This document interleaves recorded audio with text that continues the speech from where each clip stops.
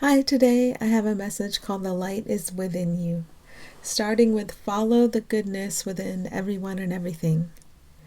So I will start by saying what's really surfaced for me today is deep anger, the idea of threat, the idea of being held back by something. So I just want to expose that and not pretend across the surface of it, and to acknowledge sometimes, whoa, it comes up and you think, all our politeness, all our social graces, they hide this roiling, boiling anger. That's what they were designed for.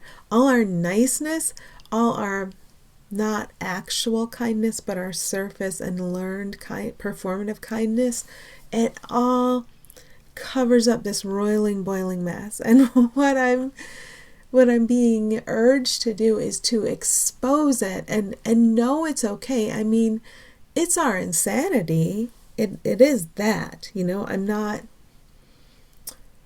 I'm just going to say I'm not separate from the insanity, but like what I am is not the insanity. What you are is not the insanity. So, but yeah, in that sense, we're separate from it. But have I fallen under the spell of it? Yes. Yes. To the extent that I feel great anger, and it's important that I allow myself to feel it. To the extent that I feel it, I have preferred insanity. And it's just, there's something very good about looking at it in a very bald way. It's just, there's just no window dressing. There's just no covering it up. It's anger. And it's deep anger. And it can be addressed. I can find the thoughts attached to it. I can address those thoughts one by one. That is what the anger is the signal to do, and it is a good and a helpful signal. But more than anything, I'm just getting the call. Like, it's not like I'm getting the instruction to direct my anger at anyone and pretend that the thoughts ego is telling me are true, right? That's a misuse of anger.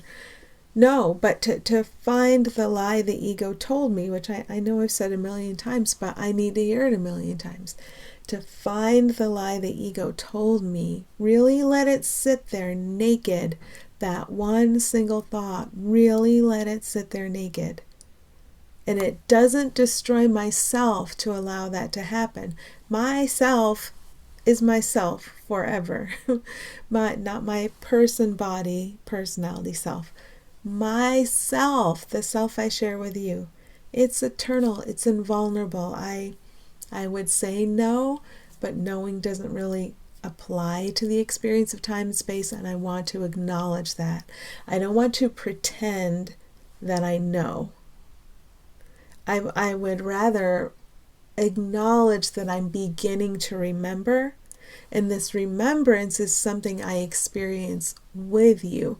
There's something like urgent and vital I need to say, and so there's emphasis here, but I can't get all tangled up in looking at how I think other people in the past, which is just an illusion, right, have gone about this the wrong way. Then I'm going to get stuck in a trap.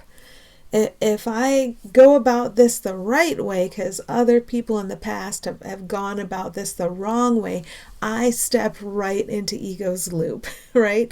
So I got to turn around on the path, look at those ones I call other, and see, what are they really?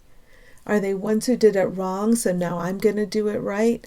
Absolutely not. I must firmly, absolutely refuse that invitation from the ego, because that's stepping right back into its loop. And so what is my directive here? Follow the goodness within everyone and everything. So as I turn around on the path and I see those in the past, and ego is saying, those ones in the past handled it wrong. Enlightenment or whatever all this is. Instead, here they are, and what does Spirit show me? Spirit shows me their goodness, which was always here. And it was only any crazy illusions I chose to attach to that covered up their goodness. And same goes with my time and space experience right now. So what also needs to be revealed? Naked. What also needs to, after I strip back what isn't here, what also needs to be revealed? Like urgently, loudly, gently, kindly, like how does all that fit together? Is there a place for vehemence or urgency, or not with panic, not with fear, but with emphasis? I don't know. I don't know. But it's coming through in a strong way, and I'm not going to disguise that. So the goodness within everyone and everything, that needs to be laid bare. That needs to be everything, like strip it all naked and get to the goodness, the Tootsie at the center of the Tootsie Pop. Get there. Don't pretend to get there. Get there. And we can only get there by feeling the anger, by finding the thought we believed.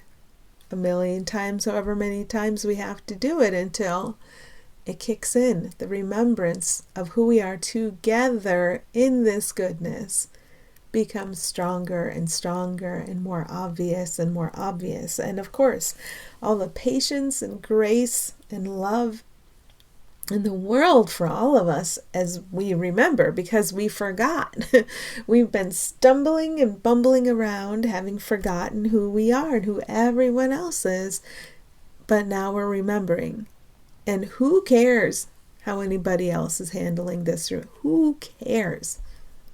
Ego might care and send you thoughts about how everyone's handling their remembrance of who we are together. Ego would care. Okay, so find that ego thought that it's caring how somebody who seems to be else is handling their remembrance, right? And set it down. And what am I reorienting to today? All things I think I see reflect ideas. Ego ideas or spirit's ideas. Thank goodness we are miracles. We are the thoughts of God. We can receive the thoughts of God. And those thoughts of God can be our sustenance. Like, thank goodness, because how crazy is it to exist on this diet of ego thought? Like, how crazy is that? So as everyone you seem to know is arrayed all around you, they all have one true, pure thing in common. And I liked the use of this word arrayed, how it came to me, because I could see, like, if something's arrayed all around me, then I can see the rays. And of course, in miracles refers to the great rays, the great rays of light extending from what I perceive to be me, but also everyone I perceive to be else, the great rays of light extending from them. And they meet the rays of light extending from everyone and everything else, extending from me, and everything the ego, in the presence of this truth, everything the ego would tell me becomes completely meaningless. And in the moment of just being in this light and seeing these rays, there's no capacity to analyze or interpret, and it's not needed. And the gratitude is, oh my gosh, it's so profound. Like, I'm just so relieved. It seems we're taking a journey, right? And it seems we're, I don't know, X percentage of the way along the path home. And I'm just so happy that today together we hit whatever percentage it is we hit. Thank God, because our job is to leave the crazy, not to try to make a home in the crazy and to stay in the crazy. Our job is to leave the crazy together. And thank goodness we're all provided with all the tools we all need to together, with and for each other, leave the crazy. And for me, the technology remains the same, so simple that I don't have to be smart to use it. Again, thank God. And how do I feel if I don't feel good, if I don't feel peace, if I don't feel gratitude, if I don't feel relief, if I don't feel joy? I believe a lie. I believe an insane thought. And all things I think I see, many of the things I think I'm seeing, all of the things, are built out of these crazy, crazy ego thoughts. And they don't represent a flaw or defect in the thing seemingly outside of me, because everything I see is an outward picture of an inward condition. They don't represent a flaw or a defect in my divine sibling. My divine sibling never had a defect. But I can do one of two things. I can extend love, or I can project fear. And admittedly, the more familiar setting is still to project fear. And yeah, here's where Spirit's helping me. Because the ego will come in almost in a battle cry. Like all of the gurus who seem to be, who seem to be in this tapestry of what I think I see in the past, right? Why did you not just say you were scared when you were scared? Why did you have to pretend to be enlightened when enlightenment is with and for everyone, and you cannot be ahead? Why did you pretend? And well, like, why do I still pretend? I can feel myself socially pretending. It's just like this great big rolling thing you can't quite get yourself out of until you allow yourself to be gotten out of it. And to remember, with all those gurus I think I see, who I think didn't admit to what they could have admitted to, it's ideas in my mind. I'm seeing an outward picture of an inward condition. So the insanity still rolls along. But I don't know if I could help us all feel comfortable doing anything, it would be admitting to everyone around you that you feel afraid right now, without blaming it on anybody, that you feel irritated right now, not that it's quite yet the time to do this, but in certain contexts, like a Course in Miracles discussion group, yeah, it's time. It's time to reveal yourself as someone who feels irritated, as someone who feels afraid. Because we don't have to pretend that, I just love what Byron Katie says about without idolizing or demonizing anybody, right? Don't pretend yourself beyond your own evolution. Yes, because I need help now. In every moment where I feel the slightest bit of not good, I need help now. So I think sometimes the best thing I could say to anybody, instead of whatever insight has occurred to me that I do find genuinely helpful, is I'm afraid. I'm mad. I'm disgusted. Right? And we shy away from that because we don't want to put the weight of these emotions on anyone else. But in the spirit of allowing them to surface and observing that they're always attached to insane thoughts, and they're always attached to insane thoughts that we can set down, and they're always attached to insane thoughts that we can set down and reorient away from. And if we're not going to do this nakedly, publicly, who else is going to do it? Who else is going to do it? I really feel that call to expose and not pretend over. So here it is. And just going back to, as everyone you seem to know, because there's what ego thinks it knows about them, and the repetitive loops we keep experiencing with everybody, the loops we don't like. That's what we think we know, but that's not the truth about them. As everyone you seem to know is arrayed all around you, they all have one true, pure thing in common. And nothing is more restoring to me than just acknowledging that and resting in it. and taking the time to allow that to filter into whatever's going to determine what I think today, what I experience, what I say, what I do, whatever plans come to me. Just that one pure, true, good thing we all have in common. Let that be the determiner of how I see you. Let that be the determiner of my experience today. Let me step out of these loops of the past where I think I know particular ones and I think I know their dysfunctions, and I'm willing to witness the same dysfunction again and again and again. And do you feel the tiredness of this? Do you feel like, oh, it really is a loop? I can just step out of it. I've been making this loop with the thoughts, I believe. It's Groundhog Day. And I really can step out of it.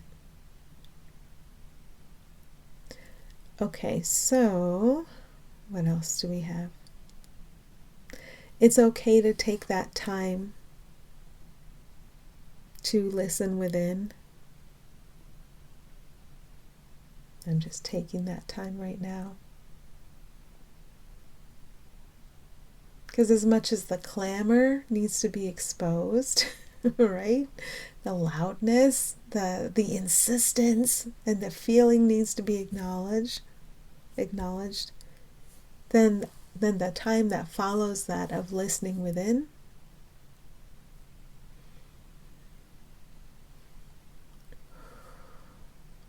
resting in what we all are together and always will be together, is so beautiful. And this is our wealth, this resting place. This is our abundance. This is the place from where everything can extend. This is the place from where all solutions anyone needs for any purpose can come. And learning that it's okay to rest here, that you're allowed to stop doing and saying and thinking and trying to be as someone, and that it's okay to rest right here and let this be the birthplace and the starting place and the inspiration of the way you experience everyone and everything today, even if we don't quite have it yet. That's not our experience. Just seeing this, that it's okay to rest, and seeing this place as a birthplace, as a place from which love extends, that's a very beautiful thing. And it's a huge relief. I feel like today this is a piece of music. There have been accent marks and crescendos, and it makes me laugh. Okay. The things you are trying to protect are the things you are defending against the light. And yes. So I would say, what's today for? Today is for feeling how fierce your defense is. So whenever you feel not good, look at what you're defending. An outdated image of someone you call else, the fact that they are this way or that way, it's a defense of a separate self. So if I defend the separate self I've decided you are, I'm defending my separate self too. And I'm trying to keep that in place, and there's a fierceness about trying to keep that in place, like trying to keep a cap on it, trying to keep a lid on it, when really, what could happen if I don't keep the cap on, if I don't keep the lid on? Love can be allowed to extend. If you're love and I'm love, what's the problem with allowing us to extend? We'll be a little confrontational here. What's the problem? Is there any problem there? So when I don't feel good today, I can see, what am I trying to hold down or hold back? If everyone and everything is love and can extend as love, what's the problem with that? I just love, it's kind of delicious to see where, like, it feels like for centuries I've taken a separate one and tried to hold them back and smush them down. And now there's this willingness to, oh, I can let you extend. That's beautiful. And that's the source of our happiness. Allowing everyone and everything as they truly are, as the purity and goodness they share with us, to extend. And no, my ego's still active. It doesn't like the sound of this at all. So don't expect your ego to like it. It's not gonna. But your heart, like what you are, sings. It sings to let the shackles fall off, to be unfettered, to extend. What you are loves this because you are this love. So there's this huge difference between the you, the fake you, that would try to hold it back, and the you, the actual you, whose heart sings with the extension of love. Okay, you don't have to protect anyone or anything if the light is within you. I feel like I'm letting that sink in, letting the little drops from that drop into me and sink in deep. So this feeling of defensiveness that could come up. I read a comment in a discussion group this morning, and defensiveness popped up in me. And I could see, I'm trying to put a cap on it. I'm trying to keep myself separate. And I put up a defensive shield around my separate self, just energetically, just in thought. And it's fascinating to stay here and to work just in thought, because it's really powerful. And see, I don't have to protect anyone or anything. So I have this image of the person who made the comment, right? And whatever image I carried in with me from yesterday about this person, how this person is, what this person does, what this person seems to be doing right now, and what that means, I don't have to carry that old image with me. I don't have to seem to protect myself by protecting this encapsulated image I have of that one. If I know who you are, I can defend against you. I can know your ways, and I can be ready to fend you off. That's what it feels like. That's why I would carry an image of you from yesterday, so I know how to fight you today. And I love exposing that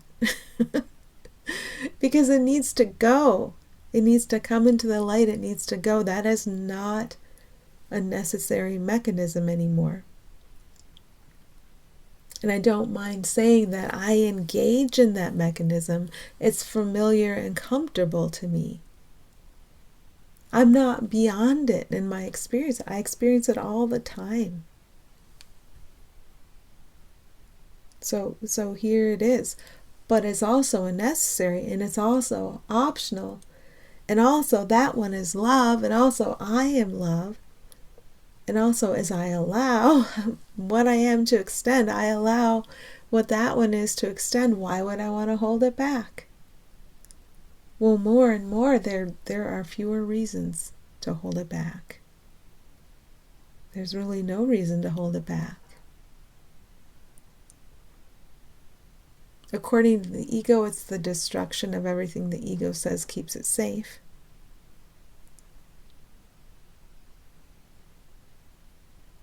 But honestly, it's just what is. And so what are we waiting for? We could just see, as it was in the beginning, is now and ever shall be, world without end, amen, amen. You may have gone to a church where we sang it. I don't know if it's you always sing it or if it's prayer. I mean, why deny that? I'm just looking within to try to find a reason right now. Now, as I go back to my day and seem to perform my functions, I'm going to bump into a lot of these reasons, a lot of these concepts, a lot of these blocks. But that's what a day is for, and that's why we can laugh. And so we can leave whatever time of repose we have and go back into what seems like the fray and laugh and do our work. Because what else are we going to do?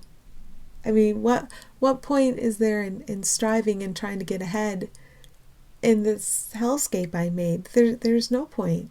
There's no point at all. But there's every reason to allow it to dissolve around me.